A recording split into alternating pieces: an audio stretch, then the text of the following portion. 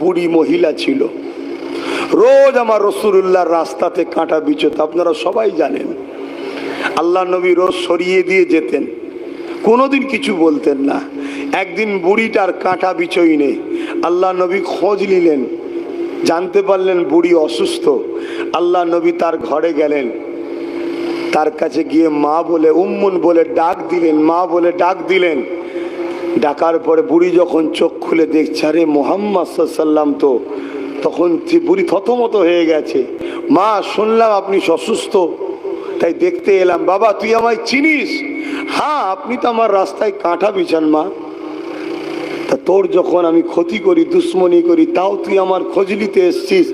আল্লাহ নবী বললেন, আপনি আমায় চেনেন না তাই বিরোধী করেন, কিন্তু আমি রসুল, আপনারও তো নবী। জোরে বলুন সুবহানাল্লাহ।